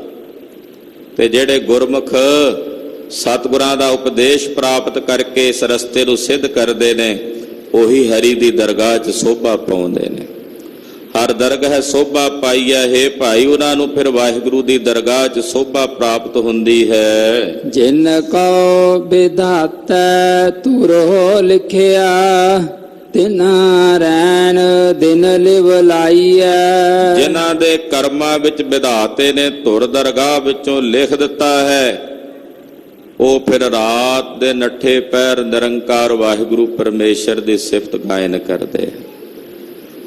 ਉਹ ਰਾਤ ਦਿਨ ਵਾਹਿਗੁਰੂ ਨਾਲ ਆਪਣੀ ਲਿਵ ਲਾ ਕੇ ਰੱਖਦੇ ਨੇ, ਜਿਨ੍ਹਾਂ ਦੇ ਮੱਥੇ ਤੇ ਧੁਰ ਦਰਗਾਹ ਤੋਂ ਵਾਹਿਗੁਰੂ ਨੇ ਲੇਖ ਪਾਏ ਹਨ। ਹਉ ਮੈਂ ਮਮਤਾ ਮੋਹ ਛੁਟਾ, ਜਾ ਸੰਗ ਮਿਲਿਆ ਸਾਧੇ। ਹਉ ਮੈਂ ਦਾ ਮੋਹ ਉਹਨਾਂ ਦੇ ਹਿਰਦੇ ਚੋਂ ਟੁੱਟ ਜਾਂਦਾ ਹੈ, ਮਮਤਾ ਉਹਨਾਂ ਦੇ ਹਿਰਦੇ ਚੋਂ ਛੁੱਟ ਜਾਂਦੀ ਹੈ। ਕਦੋਂ? ਜਦੋਂ ਸਾਧੂ ਜਨਾਂ ਦੀ ਸੰਗਤ ਮਿਲਦੀ ਹੈ। ਜਾ ਸੰਗ ਮਿਲਿਆ ਸਾਧੇ, ਜਦੋਂ ਸਾਧੂ ਜਨਾਂ ਦੀ ਸੰਗਤ ਮਿਲਦੀ ਹੈ ਤੇ ਸਾਧ ਸੰਗਤ ਕੀਤਿਆਂ ਹੰਗਤਾ ਤੇ ਮਮਤਾ ਹਿਰਦੇ ਚੋਂ ਚਲੀ ਜਾਂਦੀ ਹੈ। ਜਨ ਕਹਿ ਨਾਨਕ ਮੁਕਤ ਹੋਆ, ਹਰ ਹਰ ਨਾਮ ਅਰਾਧੇ। ਧੰਨ ਗੁਰੂ ਅਰਜਨ ਦੇਵ ਸਾਹਿਬ ਕਹਿੰਦੇ ਹਨ, ਜਿਹੜਾ ਹਰੀ ਪਰਮੇਸ਼ਰ ਦੇ ਨਾਮ ਦੀ ਆਰਾਧਨਾ ਕਰਦਾ ਉਹ ਮੁਕਤ ਹੋ ਜਾਂਦਾ, ਉਸ ਨੂੰ ਜੀਵਨ ਮੁਕਤ ਅਵਸਥਾ ਦੀ ਪ੍ਰਾਪਤੀ ਹੋ ਜਾਂਦੀ ਹੈ। ਕਰ ਜੋੜੇ ਹੋ ਸੰਤ ਇਕੱਤਰ ਹੋਏ, ਮੇਰੇ ਲਾਲ ਜੀਓ ਅਬਿਨਾਸੀ ਪੁਰਖ ਪੂਜੇ ਰਾਮ। ਹੱਥ ਜੋੜ ਕੇ ਹੈ ਸੰਤ ਜਨੋ ਇਕੱਤਰ ਹੋਵੋ ਸੰਗਤ ਵਿੱਚ। ਇੱਥੇ ਸੰਤ ਸੰਗਤ ਨੂੰ ਸੰਬੋਧਨ ਕੀਤਾ, ਹੈ ਸਤ ਸੰਗਿਓ ਹੱਥ ਜੋੜ ਕੇ ਇਕੱਤਰ ਹੋਵੋ, ਸਤ ਸੰਗਤ ਵਿੱਚ ਇਕੱਤਰ ਹੋ ਕੇ ਅਬਿਨਾਸੀ ਪੁਰਖ ਵਾਹਿਗੁਰੂ ਪਰਮੇਸ਼ਰ ਦੀ ਪੂਜਾ ਕਰੋ। ਜਿਸ ਦਾ ਕਦੇ ਵਿਨਾਸ਼ ਨਹੀਂ ਹੁੰਦਾ ਉਹਨੂੰ ਪੂਜੋ, ਉਸ ਨੂੰ ਧਿਆਵੋ। ਬਹੁ ਵਿਧ ਪੂਜਾ ਖੋਜਿਆ, ਮੇਰੇ ਲਾਲ ਜੀਓ। ਇਹ ਮੇਰੇ ਲਾਲ ਜੀ, ਮੈਂ ਬੜੇ ਪ੍ਰਕਾਰ ਦੀ ਜਿਹੜੀ ਪੂਜਾ ਉਹਨੂੰ ਖੋਜਿਆ ਵੀ ਏਦਾਂ ਪੂਜਾ ਕਰੀਦੀ ਹੈ ਵਾਹਿਗੁਰੂ ਦੀ, ਏਦਾਂ ਕਰੀਦੀ ਹੈ ਜੀ, ਏਦਾਂ। ਪੂਜਾ ਦੇ ਕਈ ਪ੍ਰਕਾਰ ਨੇ, ਪੂਜਾ ਕਰਨ ਦੀਆਂ ਵਿਧੀਆਂ ਵੱਖੋ ਵੱਖਰੇ ਪ੍ਰਕਾਰ ਦੀਆਂ ਪੂਜਾਵਾਂ ਜਿਹੜੀਆਂ ਨੇ ਭਾਰਤੀ ਸੰਸਕ੍ਰਿਤੀ ਵਿੱਚ ਹੁੰਦੀਆਂ ਨੇ, ਵੀ ਕਿਸ ਵੇਲੇ ਕਿਹੜੀ ਪੂਜਾ ਕਰਨੀ ਹੈ, ਵਿਆਹ ਵੇਲੇ ਕਿਹੜੀ ਪੂਜਾ ਕਰਨੀ ਹੈ, ਉਹ ਵੱਖੋ ਵੱਖਰੇ ਪ੍ਰਕਾਰ ਦੀਆਂ ਪੂਜਾਵਾਂ ਦਾ ਪ੍ਰਬੰਧ ਕੀਤਾ ਹੁੰਦਾ, ਉਹਦਾ ਤਰੀਕਾ ਵੀ ਵੱਖੋ ਵੱਖਰਾ ਹੁੰਦਾ। ਕਿਸ ਪੂਜਾ 'ਚ ਕਿਹੜੀ ਸਮੱਗਰੀ ਲੱਗਣੀ ਹੈ, ਕਿਹੜੀ ਪੂਜਾ 'ਚ ਕਿਹੜੀ ਸਮੱਗਰੀ ਲੱਗਣੀ ਹੈ, ਉਹ ਵੱਖੋ ਵੱਖਰੀ, ਤਰੀਕੇ ਵੱਖੋ ਵੱਖਰੇ, ਮੰਤਰ ਵੱਖੋ ਵੱਖਰੇ। ਮੈਂ ਬੜੇ ਪ੍ਰਕਾਰ ਦੀ ਪੂਜਾ ਨੂੰ ਖੋਜ ਕੇ ਵੇਖਿਆ, ਪਰ ਸਭ ਤੋਂ ਵੱਡੀ ਪੂਜਾ ਇਹ ਹੈ ਕਿ ਆਪਣਾ ਮਨ ਤਨ ਆਪਣੇ ਮਾਲਕ ਦੇ ਚਰਨਾਂ ਵਿੱਚ ਅਰਪਣ ਕਰ ਦਿਓ। ਇਹੋ ਮਨ ਤਨ ਸਭ ਅਰਪਿਆ ਰਾਮ, ਆਪਣਾ ਮਨ ਤਨ ਸਭ ਆਪਣੇ ਮਾਲਕ ਦੇ ਚਰਨਾਂ 'ਚ ਅਰਪਣ ਕਰ ਦਿਓ। ਇਸ ਤੋਂ ਵੱਡੀ ਪੂਜਾ ਕੋਈ ਨਹੀਂ। ਮਨ ਤਨ ਧਨ ਸਭ ਪ੍ਰਭੂ ਕੇਰਾ। ਨਾਲੇ ਆਪਾਂ ਦਿੱਤਾ ਕੀ ਹੈ? ਮਨ ਤਨ ਧਨ ਉਹ ਤਾਂ ਪਹਿਲਾਂ ਹੀ ਪ੍ਰਭੂ ਦਾ ਹੈ, ਵਾਹਿਗੁਰੂ ਦਾ ਹੈ। ਕਿਆ ਕੋ ਪੂਜ ਚੜਾਵੇ। ਜੇ ਕੋਈ ਹੰਕਾਰ ਕਰਕੇ ਆਖੇ ਜੀ ਮੈਂ ਤਾਂ ਮਨ ਤਨ ਦਿੱਤਾ ਹੋਇਆ ਗੁਰੂ ਨੂੰ, ਕਹਿੰਦੇ ਵੀ ਇਹ ਤਾਂ ਪਹਿਲਾਂ ਹੀ ਗੁਰੂ ਦਾ ਸੀ, ਪਰਮੇਸ਼ਰ ਦਾ ਸੀ, ਤੂੰ ਪੂਜਾ 'ਚ ਕੀ ਚੜਾਇਆ? ਯਾਨੀ ਕਿ ਬਿਲਕੁਲ ਨਿਮਾਣਾ ਹੋ ਜਾ, ਬਿਲਕੁਲ ਹੀ ਹੰਗਤਾ ਆਪਣੇ ਹਿਰਦੇ ਚੋਂ ਕੱਢ ਦੇ। ਜਿਸ ਹੋਏ ਕਿਰਪਾਲ ਦਇਆਲ ਸੁਆਮੀ, ਸੋ ਪ੍ਰਭ ਅੰਕ ਸਮਾਵੇ। ਜਿਸ ਤੇ ਮੇਰੇ ਸੁਆਮੀ ਜੀ ਕਿਰਪਾਲ ਹੁੰਦੇ ਨੇ, ਦਇਆ ਦੇ ਘਰ ਵਿੱਚ ਆ ਕੇ ਦਿਆਲ ਹੁੰਦੇ ਨੇ, ਉਹੀ ਉਸ ਪ੍ਰਭੂ ਦੀ ਗੋਦ ਵਿੱਚ ਵਾਹਿਗੁਰੂ ਦੇ ਸਰੂਪ ਵਿੱਚ ਸਮਾਉਂਦੇ ਹਨ। ਭਾਗ ਮਸਤਕ ਹੋਏ ਜਿਸ ਕੈ, ਤਿਸ ਗੁਰ ਨਾਲ ਸਨੇਹਾ। ਜਿਸ ਦੇ ਮੱਥੇ ਤੇ ਚੰਗੇ ਭਾਗ ਨੇ, ਸਵੱਲੇ ਕਰਮ ਨੇ ਭਾਈ, ਉਹਨਾਂ ਦਾ ਗੁਰੂ ਨਾਲ ਸਨੇਹ ਪੈਂਦਾ, ਉਹੀ ਗੁਰੂ ਪਾਤਸ਼ਾਹ ਨਾਲ ਆਪਣੀ ਪ੍ਰੀਤ ਪ੍ਰਗਟ ਕਰਦੇ ਹਨ। ਜਨ ਕਹਿ ਨਾਨਕ ਮਿਲ ਸਾਧ ਸੰਗਤ, ਹਰ ਹਰ ਨਾਮ ਪੂਜੇ ਹਾ। ਧੰਨ ਗੁਰੂ ਅਰਜਨ ਦੇਵ ਸਾਹਿਬ ਫਰਮਾਉਂਦੇ ਹਨ ਕਿ ਸਾਧ ਸੰਗਤ ਵਿੱਚ ਮਿਲ ਕੇ ਹਰੀ ਅਕਾਲ ਪੁਰਖ ਪਰਮੇਸ਼ਰ ਦਾ ਨਾਮ ਜਪਣਾ, ਇਹੀ ਸਭ ਤੋਂ ਵੱਡੀ ਪੂਜਾ ਹੈ ਪਰਮੇਸ਼ਰ ਦੀ। ਪੂਜਾ ਕੀਚਾ ਨਾਮ ਧਿਆਈਐ, ਬਿਨ ਨਾਵੈ ਪੂਜ ਨਾ ਹੋਏ। ਸਭ ਤੋਂ ਵੱਡੀ ਪਰਮੇਸ਼ਰ ਦੀ ਪੂਜਾ ਹੈ ਉਹਦਾ ਨਾਮ ਧਿਆਉਣਾ। ਤੇ ਸਾਧ ਸੰਗਤ ਵਿੱਚ ਬੈਠ ਕੇ ਉਸ ਦੇ ਨਾਮ ਦਾ ਆਰਾਧਨ ਕਰਨਾ, ਨਾਮ ਦੀਆਂ ਸਿਫਤਾਂ ਕਰਨੀਆਂ ਸੁਣਨੀਆਂ, ਇਹ ਉਹ ਅਕਾਲ ਪੁਰਖ ਵਾਹਿਗੁਰੂ ਪਰਮੇਸ਼ਰ ਦੀ ਪੂਜਾ ਹੈ। ਤਹ ਦਿਸ ਖੋਜਤ ਹਮ ਫਿਰੇ ਮੇਰੇ ਲਾਲ ਜਿਉ। ਇਹ ਮੇਰੇ ਲਾਲ ਜੀ, ਲਾਲ ਜੀ ਸਾਨੂੰ ਸੰਬੋਧਨ, ਕਿੰਨੇ ਪਿਆਰ ਨਾਲ ਮਹਾਰਾਜ ਪੰਜਵੇਂ ਪਾਤਸ਼ਾਹ ਸਾਨੂੰ ਸੰਬੋਧਨ ਕਰਦੇ ਆ। ਤੇ ਸਾਨੂੰ ਇਸ ਸਤਿਕਾਰ ਨੂੰ ਪ੍ਰਾਪਤ ਕਰਕੇ ਅਤ ਹਲੀਮੀ ਤੇ ਨਿਮਰਤਾ ਆਉਣੀ ਚਾਹੀਦੀ ਹੈ। ਮਹਾਰਾਜ ਅਸੀਂ ਤਾਂ ਕੱਖ ਵੀ ਨਹੀਂ ਹਾਂ, ਨਚੀਜ ਹਾਂ, ਤੁਸੀਂ ਸਾਨੂੰ ਕਿੰਨਾ ਮਾਣ ਦੇ ਰਹੇ ਹੋ, ਸ਼ੁਕਰ ਹੈ ਆਪ ਜੀ ਦਾ। ਹੇ ਮੇਰੇ ਲਾਲ ਜੀਓ, ਹੇ ਮੇਰੇ ਪਿਆਰਿਓ, ਸੰਬੋਧਨ ਕਰਕੇ ਕਹਿੰਦੇ ਆ ਅਸੀਂ ਦਸਾਂ ਦਿਸ਼ਾਵਾਂ ਵਿੱਚ ਖੋਜ ਕੇ ਵੇਖ ਲਿਆ। ਦਹਿ ਦਿਸ ਖੋਜਤ ਹਮ ਫਿਰੇ। ਮਹਾਰਾਜ ਜੀ ਕਹਿੰਦੇ ਸਿੱਖੋ ਤੁਹਾਨੂੰ ਭਟਕਣ ਦੀ ਲੋੜ ਨਹੀਂ, ਅਸੀਂ ਵੇਖ ਲਿਆ, ਵੇਖ ਕੇ ਸਾਰੇ ਪਾਸੇ ਦਸਾਂ ਦਿਸ਼ਾਵਾਂ ਦੇ ਵਿੱਚ ਖੋਜ ਕੇ ਵੇਖ ਲਿਆ ਹੈ। ਹਰ ਪਾਏ ਅੜਾ ਘਰ ਆਏ ਰਾਮ। ਜਿਹੜਾ ਹਰੀ ਹੈ ਉਹ ਇਸੇ ਘਰ ਦੇ ਵਿੱਚੋਂ ਪ੍ਰਾਪਤ ਹੋਣਾ ਹੈ, ਇਸ ਕਾਇਆ ਰੂਪੀ ਘਰ ਚੋਂ ਆ ਕੇ ਪਾਇਆ, ਅਸੀਂ ਬਾਹਰ ਨਹੀਂ ਜੇ ਲੱਭਣਾ। ਦਸਾਂ ਦਿਸ਼ਾਵਾਂ 'ਚ ਖੋਜ ਕੇ ਅਸੀਂ ਵੇਖ ਲਿਆ, ਇਹ ਤਾਂ ਘਰ ਵਿੱਚ ਹੀ ਹੈ। ਗੁਰ ਘਰ ਹੀ ਮਾਹੇ ਦਿਖਾਇਆ ਥਾ। ਗੁਰੂ ਨੇ ਤਾਂ ਇਸ ਘਰ ਵਿੱਚ ਹੀ ਵਿਖਾ ਦਿੱਤਾ ਵੀ ਸਭ ਕਿਛ ਘਰ ਮੈਂ ਬਾਹਰ ਨਹੀਂ। ਕਾਹੇ ਰੇ ਬਨ ਖੋਜਨ ਜਾਈ ਸਰਬ ਨਿਵਾਸੀ। ਉਹ ਅਕਾਲ ਪੁਰਖ ਵਾਹਿਗੁਰੂ ਪਰਮੇਸ਼ਰ ਦਾ ਸਾਰਿਆਂ ਵਿੱਚ ਵਸਦਾ, ਤੂੰ ਕਿਤੇ ਬਾਹਰ ਭਟਕਦਾ ਫਿਰਦਾ। ਗੁਰੂ ਪਾਤਸ਼ਾਹ ਨੇ ਤਰਸ ਕੀਤਾ, ਦਇਆ ਕੀਤੀ, ਉਸ ਵਾਹਿਗੁਰੂ ਨੂੰ ਆਪਣੇ ਨਿਜ ਘਰ ਦੇ ਵਿੱਚ ਹੀ ਵਿਖਾ ਦਿੱਤਾ। ਹਰ ਮੰਦਰ ਹਰ ਜਿਉ ਸਾਜਿਆ ਮੇਰੇ ਲਾਲ ਜਿਉ। ਹਰ ਤਿਸ ਮਹਿ ਰਹਿਆ ਸਮਾਏ ਰਾਮ। ਹਰੀ ਅਕਾਲ ਪੁਰਖ ਵਾਹਿਗੁਰੂ ਪਰਮੇਸ਼ਰ ਨੇ, ਵਿਧਾਤੇ ਨੇ ਆ ਕਾਇਆ ਦਾ ਮੰਦਰ ਸਾਜਿਆ। ਹਰ ਮੰਦਰ ਹਰ ਜਿਉ ਸਾਜਿਆ। ਇਹ ਹਰੀ ਮੰਦਰ ਵਾਹਿਗੁਰੂ ਦਾ ਸਾਜਿਆ ਹੋਇਆ, ਪਰਮੇਸ਼ਰ ਦਾ ਬਣਾਇਆ ਹੋਇਆ। ਗੁਰਦੇਵ ਇੱਥੇ ਸਾਡੇ ਸਰੀਰ ਨੂੰ ਹਰ ਮੰਦਰ ਕਹਿ ਰਹੇ ਨੇ, ਮਨੁੱਖੀ ਸਰੀਰ। ਹਰ ਮੰਦਰ ਕਿਉਂ? ਹਰੀ ਇਹਦੇ ਚ ਵਸਦਾ ਹੈ। ਤੇ ਖਿਆਲ ਰੱਖਣਾ ਚਾਹੀਦਾ ਕਿ ਇਸ ਹਰੀ ਮੰਦਰ ਵਿੱਚ ਕਿਸੇ ਪ੍ਰਕਾਰ ਦੀ ਕੋਈ ਗੰਦੀ ਸ਼ੈ ਨਾ ਆਵੇ, ਮਾੜੀਆਂ ਵਾਸ਼ਨਾਵਾਂ ਇਹਦੇ ਵਿੱਚ ਨਾ ਹੋਣ, ਮਾੜੇ ਖਿਆਲ ਇਹਦੇ ਚ ਨਾ ਹੋਣ, ਮਾੜਾ ਖਾਣਾ ਇਹਦੇ ਵਿੱਚ ਨਾ ਆਵੇ। ਹਰੀ ਮੰਦਰ ਹੈ, ਉਰੇ ਹਰੀ ਨੇ ਸਾਜਿਆ, ਪਰਮੇਸ਼ਰ ਨੇ ਬਣਾਇਆ ਆਪਣੇ ਰਹਿਣ ਵਾਸਤੇ। ਪ੍ਰਤੱਖ ਰੂਪ ਵਿੱਚ ਇਸ ਮਾਤ ਲੋਕ ਦੀ ਧਰਤੀ ਤੇ ਸਤਿਗੁਰੂ ਜੀ ਨੇ ਹਰੀ ਦਾ ਪ੍ਰਤੱਖ ਮੰਦਰ ਬਣਾਇਆ, ਸੱਚਖੰਡ ਸ੍ਰੀ ਹਰਿਮੰਦਰ ਸਾਹਿਬ, ਸ੍ਰੀ ਅੰਮ੍ਰਿਤਸਰ ਸਾਹਿਬ।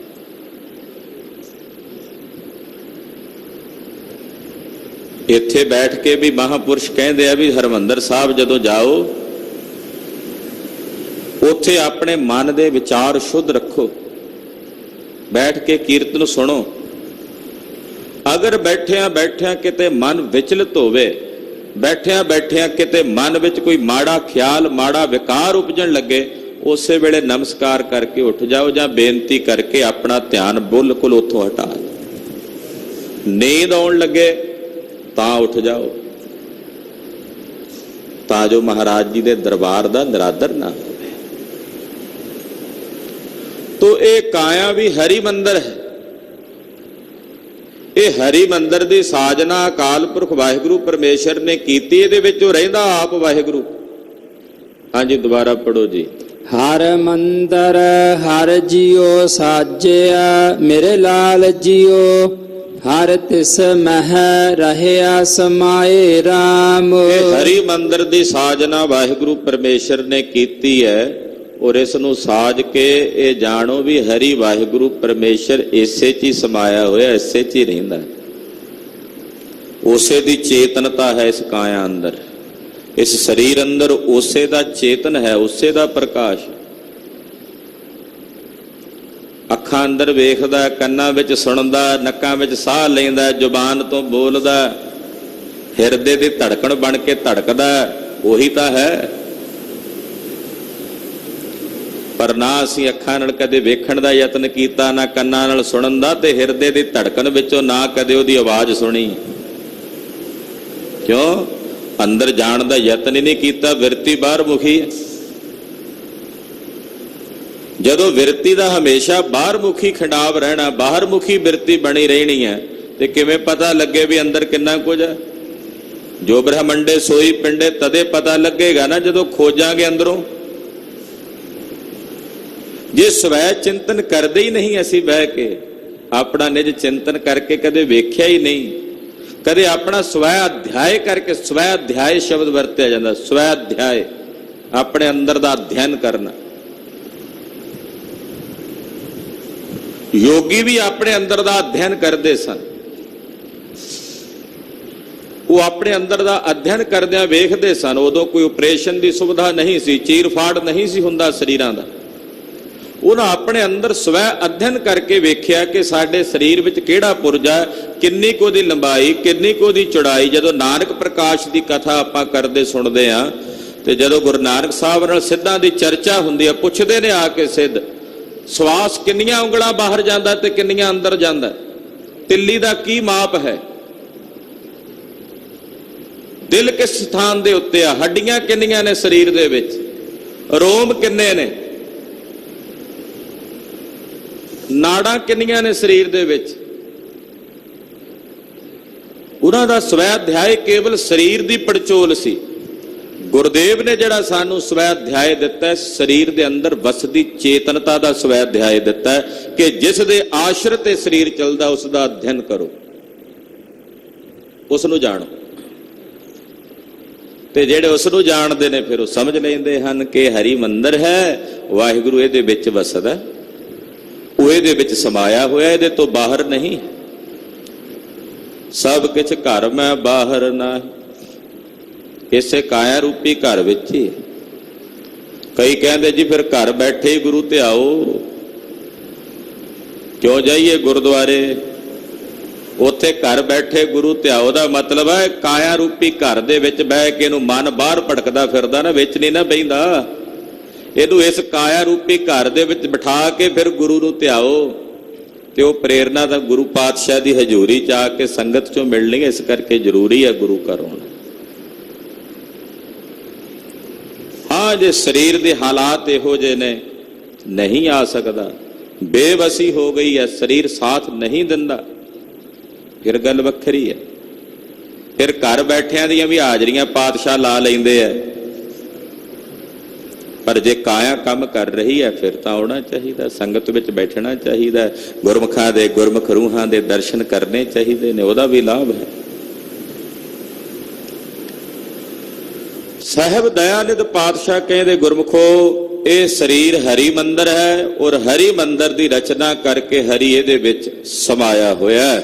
ਸਰਬੇ ਸਮਾਨ ਆਪ ਸੁਆਮੀ, ਗੁਰਮੁਖ ਪ੍ਰਗਟ ਹੋਇਆ।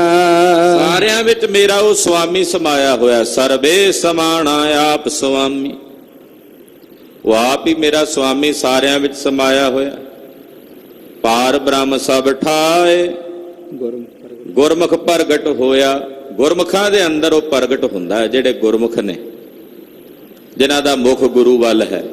ਉਹਨਾਂ ਗੁਰਮੁਖਾਂ ਦੇ ਅੰਦਰ ਵਾਹਿਗੁਰੂ ਪਰਮੇਸ਼ਰ ਦਾ ਸਰੂਪ ਪ੍ਰਗਟ ਹੁੰਦਾ ਹੈ।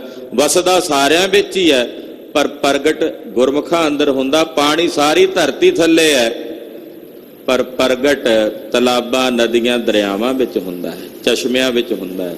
ਜਾਂ ਬੋਰ ਕਰਕੇ ਕੀਤਾ, ਜਾਂ ਖੂਹ ਪੁੱਟ ਕੇ ਬੌਲੀ ਬਣਾ ਕੇ ਕੀਤਾ ਜਾਂਦਾ। ਇਸੇ ਤਰ੍ਹਾਂ ਪ੍ਰਗਟ ਦਾ ਗੁਰਮੁਖਾਂ ਦੇ ਅੰਦਰ ਹੀ ਹੁੰਦਾ ਹੈ। ਮਿਟਿਆ ਅੰਧੇਰਾ ਦੁਖ ਨਾਠਾ, ਅਮਿਓ ਹਰ ਰਸ ਚੋਇਆ। ਅੰਧਕਾਰ ਮਿਟ ਜਾਂਦਾ ਗੁਰਮੁਖਾਂ ਅੰਦਰ, ਅਗਿਆਨਤਾ ਦਾ ਹਨੇਰਾ ਨਹੀਂ ਰਹਿੰਦਾ, ਦੁੱਖ ਨੱਠ ਜਾਂਦਾ ਜਨਮ ਮਰਨ ਦਾ। ਹਰ ਵਕਤ ਠੱਠੇ ਪੈਰ ਉਹਨਾਂ ਦੇ ਅੰਦਰ ਅੰਮ੍ਰਿਤ ਰਸ ਚੋਂਦਾ ਰਹਿੰਦਾ।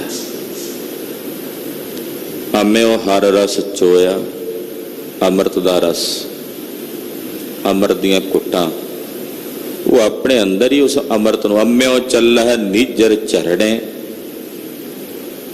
ਅੰਮਿਓ ਚੱਲਹਿ ਨਿਜਰ ਝਰਣੇ, ਅੰਮ੍ਰਿਤ ਦੇ ਝਰਣੇ ਵਹਿ ਟੁਰਦੇ ਆ ਗੁਰਮੁਖਾਂ ਅੰਦਰ। ਔਰ ਉਸ ਅੰਮ੍ਰਿਤ ਦੇ ਰਸ ਨੂੰ ਉਹ ਗੁਰਮੁਖ ਆਪਣੇ ਸਵੈ ਅੰਤਰ ਪੁੰਚਦੇ ਨੇ, ਮਾਣਦੇ ਹਨ। ਜਹਾਂ ਦੇਖਾਂ ਤਹਾਂ ਸੁਆਮੀ, ਪਾਰ ਬ੍ਰਹਮ ਸਭ ਠਾਏ। ਮੈਂ ਜਿੱਥੇ ਵੇਖਦਾ ਮੇਰਾ ਸੁਆਮੀ ਉੱਥੇ ਹੀ ਹਾਜ਼ਰ ਹੈ। ਜਹਾਂ ਦੇਖਾਂ ਤਹਾਂ ਸੁਆਮੀ, ਜਿੱਥੇ ਵੇਖਦਾ ਉੱਥੇ ਹੀ ਹੈ। ਚਹ ਜਹ ਪੇਖੋਂ ਤਹ ਹਜੂਰ, ਦੂਰ ਕਤੋ ਨਾ ਜਾਈ। ਰਬ ਰਹਿਆ ਸਰਬਤਰ ਮੈਂ, ਮਨ ਸਦਾ ਧਿਆਈ। ਹਰ ਜਗ੍ਹਾ ਤੇ ਹੈ। ਮੈਂ ਜਿੱਥੇ ਵੇਖਦਾ ਹਾਂ, ਜਹਾਂ ਦੇਖਾਂ ਤਹਾਂ ਸੁਆਮੀ, ਮੇਰਾ ਸੁਆਮੀ ਉੱਥੇ ਹੀ ਹੈ। ਮਹਾਰਾਜ ਤਾਂ ਪਹਾੜੀਆਂ ਵਿੱਚ ਵੀ ਵਸਦਾ ਹੈ, ਮੇਰੇ ਕਲਗੀਆਂ ਵਾਲੇ ਪਾਤਸ਼ਾਹ ਤਾਂ ਆ ਮੁਸਲਮਾਨਾਂ ਵਿੱਚ ਵੀ ਵਸਦੇ ਦਿਸਦੇ ਆ। ਮਹਾਰਾਜ ਭਾਈ ਕਨਈਆ ਜੀ ਕਹਿੰਦੇ, ਮੈਨੂੰ ਮੇਰਾ ਸੁਆਮੀ ਸਰਬ ਥਾਈਂ ਵਿਆਪਕ ਦਿਸਦਾ ਹੈ। ਮੈਂ ਜਾਣਦਾ ਹਾਂ ਕਿ ਮੇਰਾ ਪਾਰ ਬ੍ਰਹਮ ਸਭ ਥਾਵਾਂ ਤੇ ਹੈ। ਹਰ ਥਾਨ ਥਨੰਤਰ, ਸਾਰੀਆਂ ਥਾਵਾਂ ਦੇ ਉੱਤੇ, ਹਰ ਜਗ੍ਹਾ ਦੇ ਉੱਤੇ ਜਲ ਥਲ ਬਹੀਅਲ ਪੂਰਿਆ, ਸੁਆਮੀ ਸਿਰਜਣਹਾਰ। ਅਰਕ ਭਾਂਤ ਹੋਏ ਪਸਰਿਆ, ਨਾਨਕ ਏਕ ਓੰਕਾਰ। ਉਹ ਸਰਬ ਥਾਈਂ ਸਮਾਇਆ ਹੋਇਆ ਹੈ। ਜਨ ਕਹਿ ਨਾਨਕ ਸਤ ਗੁਰ ਮਿਲਾਇਆ, ਹਰ ਪਾਏ ਅੜਾ ਘਰ ਆਏ। ਧੰਨ ਸ੍ਰੀ ਗੁਰੂ ਅਰਜਨ ਦੇਵ ਸਾਹਿਬ ਫਰਮਾਉਂਦੇ ਹਨ, ਮੈਨੂੰ ਮੇਰੇ ਸਤਿਗੁਰਾਂ ਨਾਲ ਮੇਰੇ ਪਾਤਸ਼ਾਹ ਨੇ ਮਿਲਾ ਦਿੱਤਾ ਹੈ, ਤੇ ਸਤਿਗੁਰਾਂ ਨਾਲ ਮਿਲ ਕੇ ਮੈਂ ਆਪਣੇ ਹਰੀ ਨੂੰ ਆਪਣੇ ਨਿਜ ਘਰ ਦੇ ਵਿੱਚ ਹੀ ਪ੍ਰਾਪਤ ਕਰ ਲਿਆ। ਹਰ ਪਾਏ ਅੜਾ ਘਰ ਆਏ, ਮੈਂ ਇਸੇ ਨਿਜ ਘਰ ਵਿੱਚ ਹਰੀ ਦੇ ਸਰੂਪ ਨੂੰ ਪਾ ਲਿਆ, ਪ੍ਰਾਪਤ ਕਰ ਲਿਆ। ਗੁਰਦੇਵ ਦੀ ਅੰਮ੍ਰਿਤਮਈ ਤੁਰਕੀ ਬਾਣੀ ਹੈ। ਵਿਚਾਰਾਂ ਕਰਦਿਆਂ ਇੱਕ ਨਹੀਂ, ਅਨੇਕਾਂ ਪ੍ਰਕਾਰ ਦੀਆਂ ਭੁੱਲਾਂ ਚੁੱਕਾਂ ਹੋ ਜਾਂਦੀਆਂ ਹਨ। ਖਿਮਾ ਕਰਨੀਆਂ, ਅਰਦਾਸ ਕਰਨੀ ਕਿ ਸਤਿਗੁਰੂ ਜੀ ਅੱਗੇ ਵਾਸਤੇ ਸਤਿਬੁੱਧੀ ਸਮਤ ਪ੍ਰਦਾਨ ਕਰਨ। ਵਿਸਰ ਨਾਹੀਂ ਦਾਤਾਰ, ਵਿਸਰ ਨਾਹੀਂ ਦਾਤਾਰ।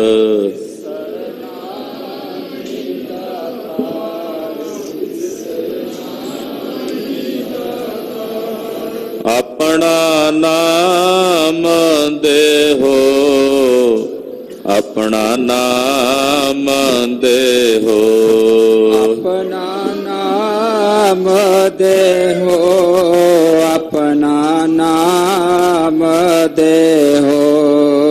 ਗੁਣ ਗਾਵਾਂ ਦਿਨ ਰਾਤ, ਗੁਣ ਗਾਵਾਂ ਦਿਨ ਰਾਤ, ਗੁਣ ਗਾਵਾਂ ਦਿਨ ਰਾਤ, ਗੁਣ ਗਾਵਾਂ ਦਿਨ ਰਾਤ, ਗੁਣ ਗਾਵਾਂ ਦਿਨ ਰਾਤ, ਗੁਣ ਗਾਵਾਂ ਦਿਨ ਰਾਤ, ਗੁਣ ਗਾਵਾਂ ਦਿਨ ਰਾਤ, ਗੁਣ ਗਾਵਾਂ ਦਿਨ ਰਾਤ। ਨਾਨਕ ਚਾਓ ਇਹੋ, ਨਾਨਕ ਚਾਓ ਇਹੋ, ਨਾਨਕ ਚਾਓ ਇਹੋ, ਨਾਨਕ ਚਾਓ ਇਹੋ। ਵਾਹਿਗੁਰੂ ਵਾਹਿਗੁਰੂ, ਵਾਹਿਗੁਰੂ ਵਾਹਿਗੁਰੂ, ਵਾਹਿਗੁਰੂ ਵਾਹਿਗੁਰੂ, ਵਾਹਿਗੁਰੂ ਵਾਹਿਗੁਰੂ, ਵਾਹਿਗੁਰੂ ਵਾਹਿਗੁਰੂ, ਵਾਹਿਗੁਰੂ ਵਾਹਿਗੁਰੂ, ਵਾਹਿਗੁਰੂ ਵਾਹਿਗੁਰੂ, ਵਾਹਿਗੁਰੂ ਵਾਹਿਗੁਰੂ, ਵਾਹਿਗੁਰੂ ਵਾਹਿਗੁਰੂ, ਵਾਹਿਗੁਰੂ ਵਾਹਿਗੁਰੂ, ਵਾਹਿਗੁਰੂ ਵਾਹਿਗੁਰੂ, ਵਾਹਿਗੁਰੂ ਵਾਹਿਗੁਰੂ। ਵਾਹਿਗੁਰੂ ਜੀ ਕਾ ਖਾਲਸਾ ਵਾਹਿਗੁਰੂ ਜੀ ਕੀ ਫਤਿਹ।